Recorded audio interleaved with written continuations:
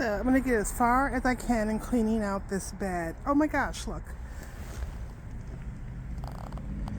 There's a little crocus. I have no idea when I planted that or that it was there, but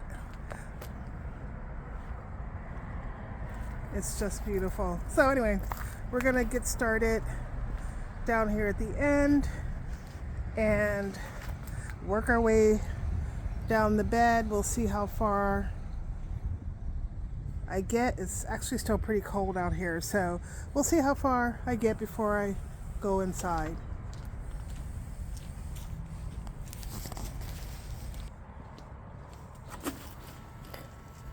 Hi gardening friends, thanks for joining me as I clean out the east side bed. This bed is mostly perennials, so what I'll be doing today is just cutting back all of the dead growth from last season to the ground. So all of these perennials, I'll start with this sedum, and I'm just going to cut it all the way down to the ground, and I'll do that pretty much for everything in the flower bed.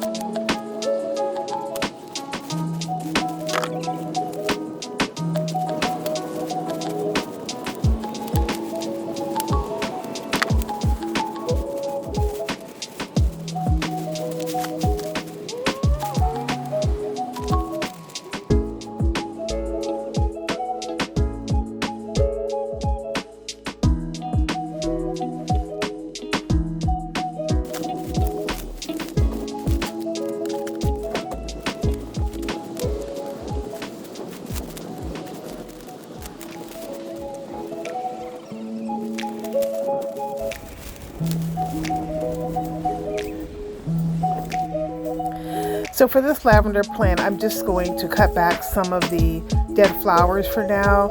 And then on another day, I'll come out and trim it to the ground and also divide it and transplant it to another area in the garden. But for today, I'm just going to trim some of the old flowers out of the way and just clean it up just a little bit and then do the final cut later.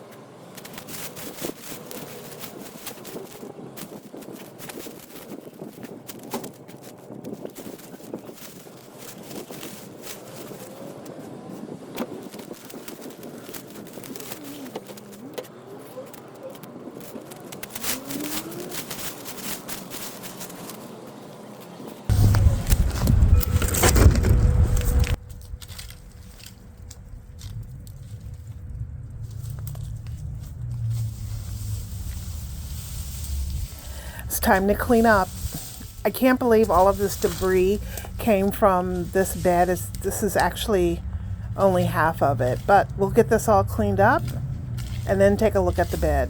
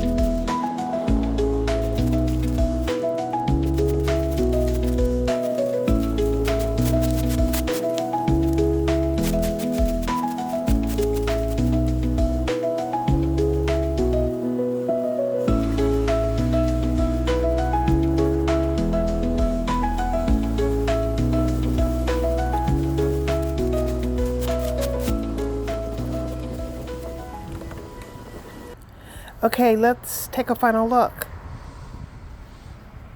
Here's the sedum. You can see that it's already started to push new growth for this year, and you can also see how far down I cut the old growth. And in the corner here, another piece of sedum has rooted, and so I'll dig that out and move it to another place in the garden. Next to that, I have the caramel heuchera, which I've cut that back. And behind that is the Montauk daisy. The Montauk daisy started out as a $1.50 clearance plant, so it's really grown in the past 2 years. This rose bush is original to the property. I trimmed that just a bit. And in front of the rose bush, I had a drift of ajuga, and a lot of it died towards the latter part of the season. So we'll see if it rebounds this year at all. I hope it does. And then with the lavender, I'll come out on another day and I'll dig this out and cut it back and divide it into maybe 2 smaller plants. We have lamb's ear. I have another sedum here. This is a variegated version of stonecrop.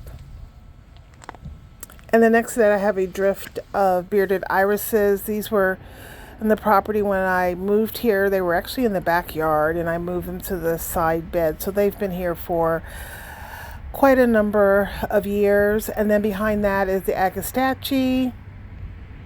It's the purple haze variety. And then right next to that is a old version of Rose of Sharon. Originally there was a Rose of Sharon bush. Actually, before I bought the property, there was a bush on the corner of the property right there, and had been cut down when I moved here. But the seeds are everywhere in the yard, and it continues to pop up. And I've been trying to get rid of this stump for quite a number of years, so I'll give it another try this year as well. I'll come out and cut that back. The peony, and then behind the peony, or next to the peony, there's a number of daylilies, the orange daylilies that you see on the roadside. And against the foundation, we have the verbena. And in front of the verbena, there's a caramel heuchera. And then as we get towards the end of the bed, I had a lot of Sweet Alyssum. I believe it was Oriental Nights was the version, and I've removed all of that, pulled that out this year. I'm planning on replacing that with something different, not quite sure what.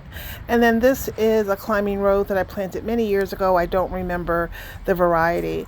So can't believe in just a couple of months, this bed will go from looking like this to looking like this. Mother Nature is amazing.